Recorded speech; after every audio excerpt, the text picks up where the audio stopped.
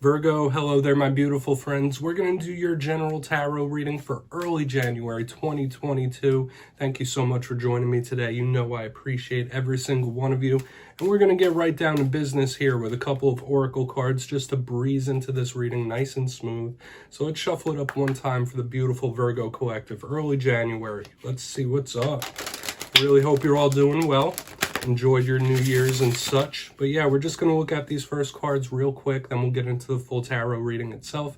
And at the very end, I'm going to pull you a bonus spread with the Shadowland Tarot, just to see what type of shadow work you might want to lean into in this time, or what shadows might pop up. So there's a lot for you to think about and consider. Let's get it going though. What do we have here for Virgo? Gods, talk to me. Yeah, there we go. First one. So this is an energy of balance. Could be a prominent Libra in your life. I do like that card, especially to start a reading off. Let's get one more out here and we'll really dive in. Thank you. Yeah, action. Movement. There could be something really revving up your motors in this time. You're probably not lacking in motivation, that's for one. But let's go through this. Before we break it down though, if you're new here, I'm going to be speaking about the January subscriber surprise towards the end, so you might want to check that out. Also, if you're active on Twitter, my handle is @KyleOfCups. Please feel free to tweet me things. But into the reading we go. This first card, you see it, it has a yin-yang on it. There's Libra symbolism all over the place. Very similar to the Two of Pentacles to me. So, that's a very positive card. So yeah, it could speak about decisions. You might be trying to make choices, decisions in this time. But this is a huge card of balance. So if things aren't starting to balance out for you in a good way, that could be something you're really, really craving. Now, what do I mean when I speak of balance? There can never be a true state of balance in life. There's always those ups and downs, but some predictability, not big, heavy swings emotionally or otherwise. Like, things are just settled down and moving at a nice pace when we speak about balance. Now, when we move over to the next card, it's a very strong feminine energy, and you see the ship, you see the birds, you see that lady, they're all moving off in a certain direction. So yeah, it could speak about distance or travel, wanting to move towards something. This is eyes to the future. I've been seeing this in the earth signs big time. So yeah, there could be something really revving up for you. This is movement based, so there could be something coming towards you real fast, or you could be going towards something. I like it. It's action based. So there might be a lot going on in this time, but let's get into tarot though. We'll try to decipher all this, and I'm going to get you three in the upright and we'll intuitively clarify. So let's shuffle it up one time here for the beautiful Virgos, please, in early January. Let's see what's going on for my friends here. Now, last week's reading, I did a recap, or a forecast rather, of the whole year of 2022. We were looking at a big period of time, and it was titled An Exciting Win. There could be some big things coming down the pipeline for the Virgo collective. And I'll say this, aside from that, like the last few weeks, the energy has been very optimistic and positive. So I'm hoping that we continue that and start this year off right. So let's get these first three out here for Virgo, please. Yeah, the yearly forecast was looking good, but there might be something to watch out for here. It's the first card. We got the Five of Swords. Okay, I don't want to speak on it too much just yet, but that's absolutely making me raise my eyebrow. What do we got here? All right, we have the King of Cups, aka Kyle of Cups, with a beard in this deck. Let's get one more out here, then we'll really start piecing it together. Talk about opposites of energy when we have the Five of Swords and the King of Cups. We'll get one more. Yeah, this might be a dynamic type of reading here. We have the Strength card. So I do feel like we're leaning more towards the positive. And it's interesting that we were speaking about things balancing out in the very beginning of the spread, because we're kind of seeing a seesaw action here in the main spread as well. But we're going to go through, I'll give you some of the classical meanings and archetypes, then we'll get the juicier intuitive stuff. The first thing attracting our attention, obviously, is this Five of Swords right in the beginning. Okay, let's talk about some of these themes. This could represent a narcissistic individual in your life, somebody that has a lot of ego, somebody that will do whatever they have to do to win. So without, without expanding on that even further, this can be a card of conflict. So this might be a little warning here that you might be bumping heads with somebody. Somebody might be in competition with you or want to compete with you about something. We'll see what's up. Like, you ever meet those individuals where everything's a competition? That's what this card could represent, if it's just not a fight in some form or fashion. We'll see what it's about, because it could literally just be a warning. It's a cold type of energy, callous. And moving to the center, we have the complete offset of that with the King of Cups. Now, yes, this could represent a water sign in your life. All kings represent control of their respective suit. And what do we think of with cups? We think of emotions. We think of love situations, creativity, artisticness. So those are things you might be trying to harness in this time. This could literally just speak about romantic situations that are happening in life right now. Or it could just be your emotional state. But the King of Cups is a very good and positive type of card. So we're going to want to expand on that and see what that's about. Now, moving over to the final card of the main spread, we have the Strength card. This could represent a prominent Leo in your life. Okay, and when we have the Strength card, it's that inner well of strength to get through any issues. It's fighting our demons with love as opposed to brute force. So I do like seeing the Strength card. If the universe is testing you in some way, if Spirit's putting you through the ringer, Strength says that you can conquer, you can overcome that. So you might be dealing with certain situations that take a little bit of willpower when we see this card. So we're going to want to dive deeper on all this. We're going to jump in and clarify. So let's put that Strength card right there. We're going to shuffle it up one more time here for you, my Virgo friends. My God, Spirit team, talk to me. What do we got for Virgo here? And yes, this is where I go intuitive with the message, which means I just tell you how it feels to me. So feel free to do further research or rely on your base knowledge of tarot, because as you know, every single reading is about the reader's interpretation, and I'm just giving you mine. We're going to see what's up with that Five of Swords, though. See what that could be about. And yes, if you read tarot yourself, that's why this box is here. You can play along. If there's any messages that you're feeling that you want to share with your collective, you just drop it down below. Because I do not mind. There's endless ways for us to decipher these cards. So let's see what's up with that Five of Swords. Why is that Five of Swords here? Thank you. Yeah, so for some of you, this could be issues at work. Absolutely a confrontational, competitive individual. If that sounds like anybody in your life, like, this is a warning about that individual for sure. The Eight of Pentacles is usually a very good, diligent type of card. For some of you, it might be a little bit of an inner struggle. Like, do I just put my nose to the grindstone and keep working? Like, it's that interesting vibe. Like, both of these cards are working towards the same goal, and that's success. But they're doing it in different ways. Like, this is one person that is willing to, like, step all over whoever. This other one is just working hard, working diligently, trying to master something.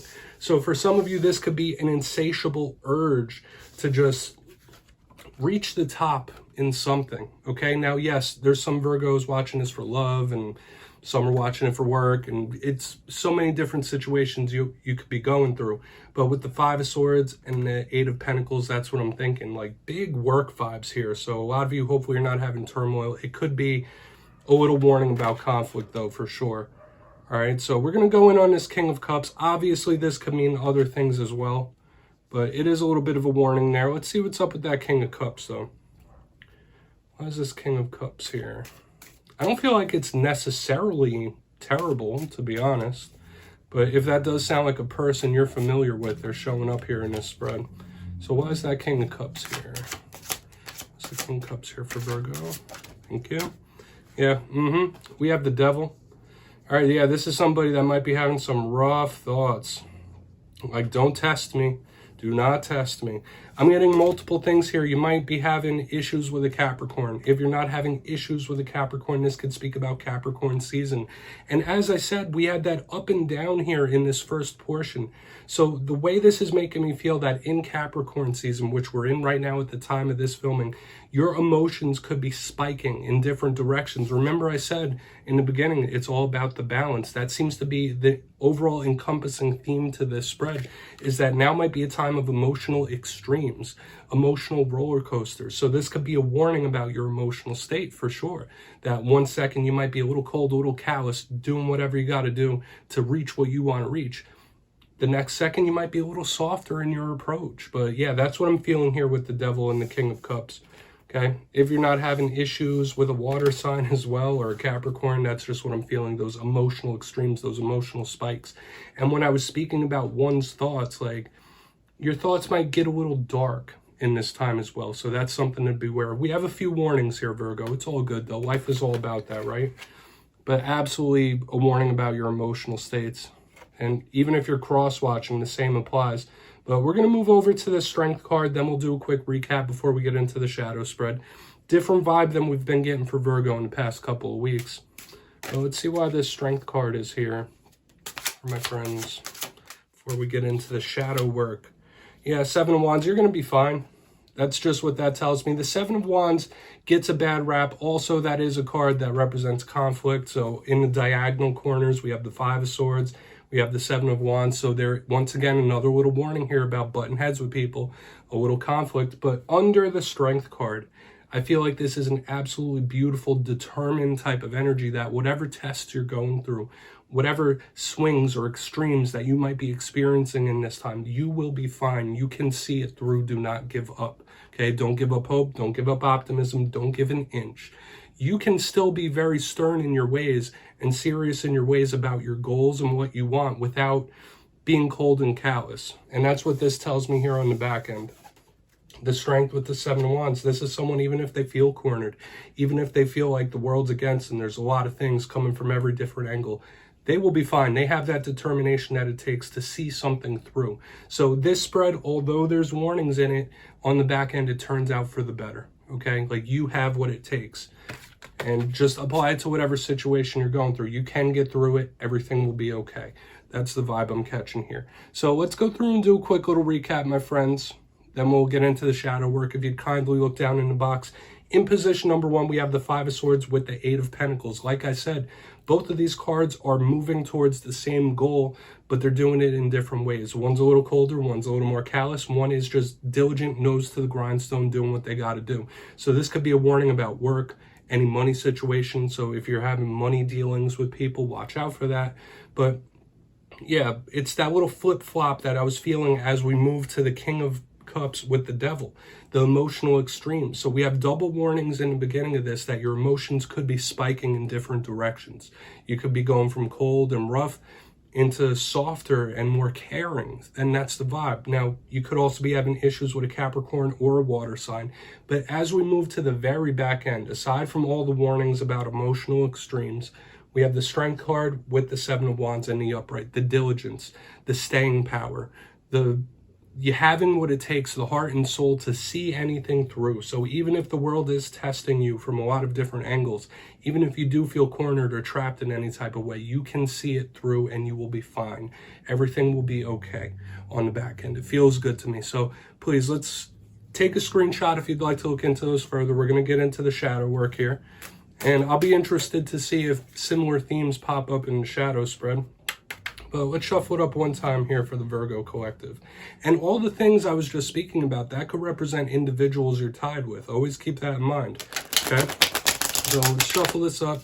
And I tell every sign that this deck is illustrated in a darker way, which forces us to look at the dark side of the energies, which is fine. That's what we want to do when we do shadow work. But let's just get 3 out here. We'll wrap this up nice and quick for you, Virgo. So let's see what's going on for my friends, please. Yeah, it's interesting that we've had a few consecutive weeks of so much good energy, good possibilities, and then, you know, there's warnings here, but such is life, am I right? We have the Justice card. Once again, the balance showing up. We had it in the very beginning, literal Libra energy here in the shadows as well. Let's get 2 more. I don't feel like it's necessarily bad. We have the Seeker, aka the Fool. So we're catching a lot of major arcana, big energies, universal energies in the shadows. Let's get 1 more. Thank you. Okay, the High Priestess. So you have all major arcana in the shadow spread. And like I was saying, we're going to have to look at the rougher sides of these cards, and that's okay, because that's what we want to do with shadow work. But let's go through one by one. Justice in the front and center. If that could be a Libra that's left a scar on you. It's been shown up since the beginning of the spread as well when we had this guy. But Justice is an extremely karmic type of card. Yes, it could speak about legal situations that might crop up, that might be bugging you, whether it's past legal disputes, something involving the law. But this is a karmic energy. So somebody receiving karma, you might have some karmic debts that need to be repaid. or you might have some karmic rewards coming in. That's what I would say if this wasn't a shadow spread. But it's all about that struggle of balance, of finding that nice even-keeled energy that's showing up in the shadows this week. And with all the things we saw in the main part of the spread, that might be a big theme for the coming days and weeks, is like really keeping your footing. Now, moving to the center, we have the Seeker, the Fool card. That could be an Aries that's left a scar on you in the past as well. But whenever I see the Fool card, I think of positivity, but this is a warning for sure about doing anything too spontaneous. So I'd say in regards to shadows, it's all about keeping the course and don't fly off the handle, because there may have been things you've done in the past that you didn't quite think through all the way that have come back to bite you. That's what this card represents in the negative form. This could also be a fear of the future, a fear of what's to come. So those thoughts could be swirling in this time. Now, on the very back end, we have the High Priestess. One of my favorite cards in the tarot deck. Could be Pisces or Cancer energy here as well. But the High Priestess is all about your intuition. Once again, there may have been situations that have happened in the past that you ignored your gut feelings. You went against your intuition. And it's showing up here in the shadows. So it's extra important in the coming days and weeks that you go with your inner voice. Okay? Because this is all about intuition. But also, don't throw too much stock into spiritual things. It's all about finding the balance, okay? Don't overinvest yourself in spiritual studies and esoterics. It's all about the balance in life as well. So trust your gut. Now, that's what I have for you, Virgo. Interesting reading this week for sure, but don't click away just yet. I'm going to give you the details of the January subscriber surprise. For the January subscriber surprise, I'm giving away 2 copies of the wonderful, beautiful Wizard's Tarot. So if you'd like to get your name in for this, it's 2 simple things as always, my friends. First, you must be subscribed, which I'm sure you already are. And second, let me know down in the comments what one of your main goals is for the year 2022. You'll be entered to win, and at the end of January, I will announce the winners in my community tab. As always, my friends, much love to you, and Happy New Year.